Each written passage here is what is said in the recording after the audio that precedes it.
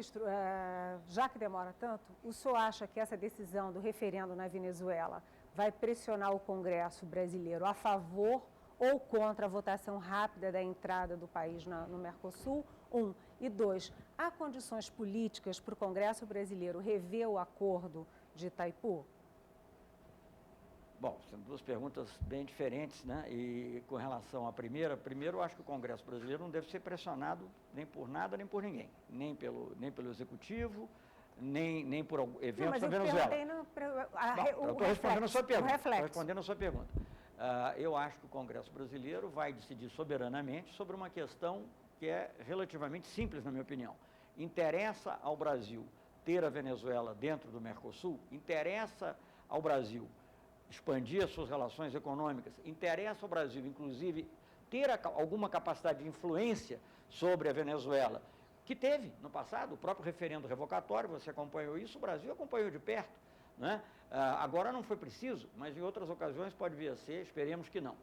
Para o próprio diálogo internacional da Venezuela, o Brasil, em geral, tem contribuído. Qual é o seu palpite? Então, o Brasil, é mais fácil e é mais provável que você possa exercer essa influência, que é positiva do ponto de vista do nosso interesse, tendo a Venezuela no Mercosul, do que tendo a Venezuela isolada.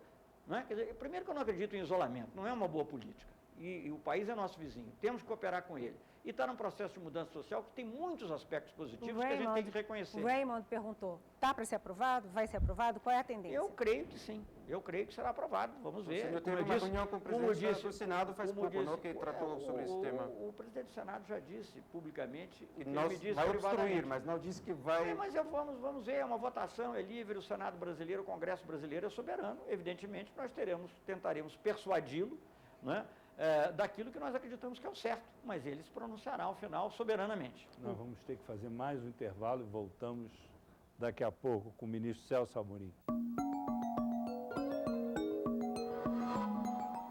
Estamos de volta com o chanceler Celso Amorim, nosso ministro das Relações Exteriores.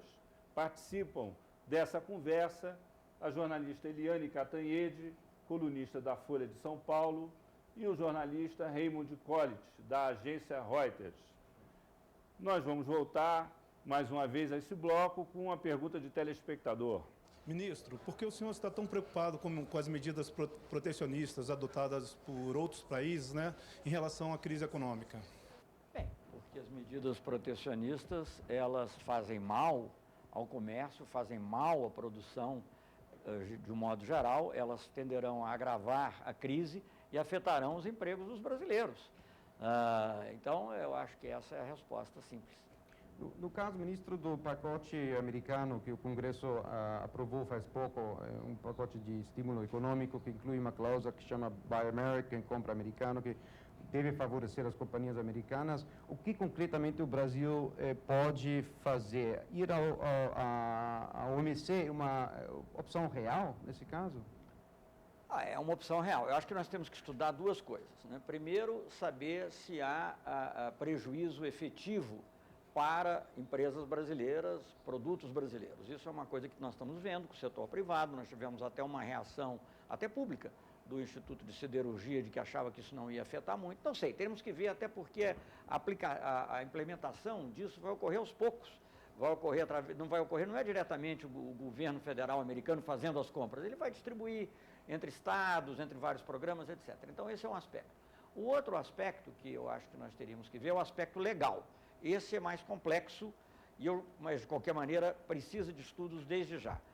Eu ouvi muitas opiniões dizendo, não, o Brasil não pode fazer nada porque o Brasil não é membro do acordo de compras governamentais. Isso não creio que seja, eu não sei, eu teria que examinar em profundidade isso, nós estamos examinando. Na realidade, quando o acordo de Marrakech foi estabelecido, incorporou, tomou nota, digamos, dos acordos chamados plurilaterais, quer dizer, acordos que não envolvem todos os países existentes, entre eles o acordo de compras governamentais, foi dito que isso era sem prejuízo dos direitos e obrigações que os países tinham, de acordo com o GATT. E, digamos, o artigo 3º do GATT não faz essa distinção, Ele não diz, olha, quem fizer um acordo de compras governamentais vai ter um tratamento diferente. O artigo 3º do GATT simplesmente diz que os produtos têm que ter tratamento nacional, a não ser quando as compras governamentais ocorram. Agora, as compras governamentais, isso também tem a ver com o artigo 1º, que é o artigo da não discriminação. Você não pode dar uma preferência ao NAFTA ou a outro bloco. Agora, as compras governamentais, o que elas são? Eu acho que nunca houve, isso que eu mandei pesquisar justamente, eu não sei se há jurisprudência no OMC sobre o que é uma compra governamental. É uma compra direta do governo ou se você tem uma empresa que subcontrata e ela, por sua vez, é obrigada a comprar no país, eu não sei se isso está coberto ou não está coberto pela exceção do artigo 3º. Então, é uma análise jurídica complexa, que não está pronta, então eu não posso responder com certeza a sua pergunta antes dessa análise. Agora, nós vamos fazer a análise e vamos ver se tem interesse também prejudicado, porque não é uma coisa teórica, a gente tem que ver. Agora, eu quero dizer o seguinte, só para terminar esse ponto, porque não vou esgotar toda a sua curiosidade nesse momento, mas é o seguinte, é de qualquer maneira um mau sinal. Mesmo que seja verdade o que dizem, que esse acordo, que essas medidas,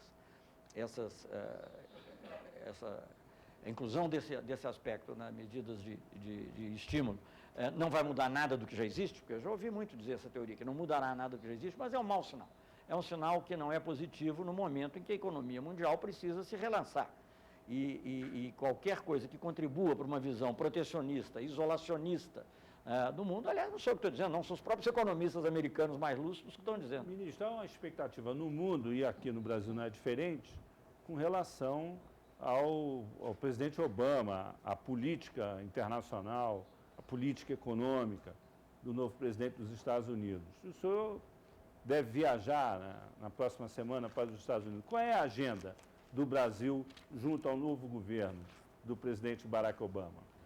Olha, eu acho que nós temos que aprofundar muita coisa positiva que foi feita nos últimos tempos. Que se houve alguma coisa boa, foi que o governo do presidente Bush, de uma forma ou de outra, passou a tratar o Brasil com maior respeito, entendendo o seu peso na região e fora da região. Isso é verdade para o OMC, é verdade para vários outros temas, enfim, poderia mencionar vários, é para o próprio G20 que se realizou em Washington. Então, eu acho que nós temos possibilidade de pegar esse bom filão e aprofundar. Aprofundar por quê? Porque há uma maior afinidade de pensamento entre o presidente Lula e o presidente Obama. Entre o presidente Bush e o presidente Lula havia um pragmatismo, nós temos um interesse comum, somos países que lidamos um com o outro, temos que ter uma boa relação. Com o presidente Obama, eu acho que isso pode se desenvolver muito mais, porque há uma semelhança, inclusive, claro que com componentes diferentes, mas de evolução, no sentido de um como o outro representar uma grande mudança e uma mudança no sentido do progresso, do avanço social. Essa reação do Brasil já na OMC contra protecionismo e que era muito dirigida aos Estados Unidos, tanto que foi assim 2 ou 3 dias depois da sua nota condenando o Buy American, isso não vai ser o ponto forte da próxima reunião do G20 em Londres? Olha, certamente deve ser. E se você acompanhar o que ocorreu nas últimas reuniões, até do famigerado, se a gente pode dizer G7, o grupo só de países ricos, eles estão também enfatizando de que o protecionismo deve ser combatido. Mas, infelizmente, na política internacional, muitas vezes as pessoas têm a máxima, faço o que eu digo, mas não faço o que eu faço. Nós queremos fazer o que eles fazem. É isso os Estados Unidos. Ou nós queremos que eles façam o que eles dizem. Gostaria de pegar carona nessa pergunta. Na reunião aqui em São Paulo e também na reunião em Washington, depois do G20, falou justamente que um dos objetivos era evitar o protecionismo, reformar as organizações multilaterais, Banco Mundial, Fundo Monetário. Em nenhum dos dois campos tem propostas concretas. O senhor está satisfeito com o progresso que tivemos nesse tempo ou corremos perigo de o G20 fracassar na sua reunião em Londres? Olha, eu acho que nós temos... muitas coisas estão ocorrendo, né? Eu acho que há hoje uma compreensão, inclusive num nível político mais alto, de todos essas entidades misteriosas que só eram conhecidas pelos bancos centrais dos países, elas passaram a ser objeto de uma análise mais ampla dentro dos governos, né?